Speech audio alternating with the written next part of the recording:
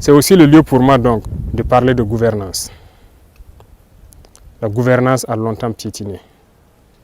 Nous sommes dans un processus de lutte intense contre la corruption et de biens mal acquis. Il y aura donc un cadre de concertation que le Premier ministre va bientôt lancer pour la refondation de la nation. Il faut réformer totalement notre système de gouvernance. La justice et les contrôleurs ont reçu carte blanche pour commencer à mener la lutte contre la corruption. Et cela peut se sentir déjà sur le terrain. Je les encourage à continuer le travail et à pouvoir nous aider à changer notre système de gouvernance. C'est aussi le lieu pour moi de dire merci donc, comme je le disais, à toutes ces femmes, mères et épouses qui sont à l'arrière, ces héros, qui jour et nuit prient ne sachant que sont devenus leurs enfants ou que sont devenus leurs maris. Souvent par manque de communication, mais elles peinent. Elles peinent à avoir des informations, mais elles supportent. C'est le lieu pour moi de leur dire merci, de continuer à tenir bon, parce que c'est ce qui nous galvanise aussi sur le terrain. Quand nous savons qu'elles tiennent bon, ça galvanise les soldats. Merci encore et que leur prière continue d'accompagner tous ces combattants.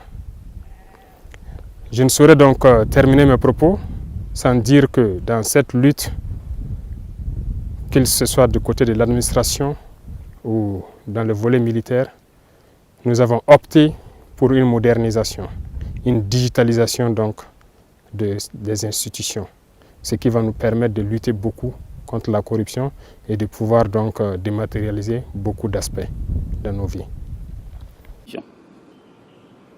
Nous ne devons point nous faire d'illusions, car la voie que nous avons choisie sera parsemée d'embûches et nous aurons à faire face à de nombreuses difficultés.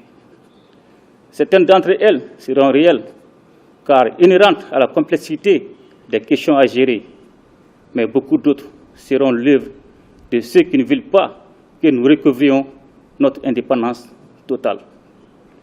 J'exhorte donc chaque Malienne et chaque Malien à l'union sacrée. Mes chers compatriotes, l'année qui s'achève a été à la charnière de deux phases importantes du processus de transition engagé dans notre pays. Comme les Maliennes et les Maliens ont pu le constater, nous avons consacré la première phase à la sécurisation de notre pays, à la lutte contre la corruption, ainsi qu'aux réformes politiques et institutionnelles. Sur le plan sécuritaire, nous avons adopté une nouvelle posture militaire et acquis des équipements qui ont renforcé l'autonomie d'action des femmes et leur capacité à se déployer sur l'ensemble des théâtres d'opération. Avec la montée en puissance de nos forces de défense et de sécurité et le lancement de nombreuses actions offensives, la paix a changé de camp.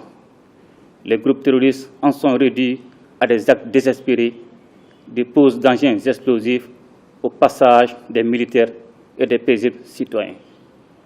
Dans le même temps, la lutte contre la corruption et l'enrichissement illicite a été intensifiée en vue d'enrayer ces fléaux qui retardent le développement économique de notre pays. Conformément aux recommandations des Assises nationales de refondation, nous avons engagé les réformes institutionnelles destinées à créer les bases d'élections libres et transparentes, ainsi qu'à doter notre pays d'institutions démocratiques. Au nombre des actions initiées dans ce domaine, il faut noter la création de l'organe unique de gestion des élections et la rédaction de l'avant-projet de la nouvelle Constitution dont le processus de finalisation est en cours. Il convient de noter également la mise en place du comité indépendant de suivi et évaluation des recommandations des Assises nationales de la refondation. Mes chers compatriotes, c'est sur la base de ces acquis que la seconde phase de la transition est consacrée aux projets structurants destinés à poser les bases d'un véritable développement. Nous sommes pleinement conscients qu'il n'y a pas de sécurité sans développement qui garantisse un mieux-être pour les populations. C'est ainsi que nous avons décidé de relancer la Comatex et l'usine malienne des produits pharmaceutiques, Dans l'optique du renforcement du tissu industriel de notre pays, 2 usines de filature de coton seront créées à Bamako et à Koutiala. Tout ceci devrait créer des emplois et de la valeur ajoutée pour notre économie. Dans le domaine minier, la Société de recherche et d'exploitation des ressources minérales du Mali a été créée.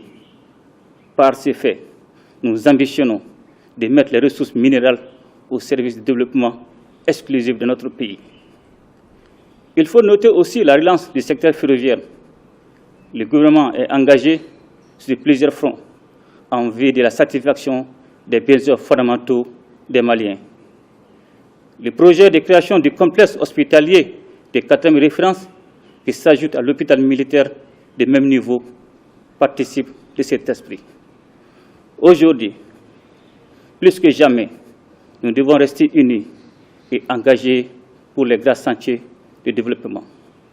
Notre pays est riche en ressources naturelles, notre peuple est brave et travailleur. Ensemble, nous pouvons et devons créer les conditions de l'émergence du Mali.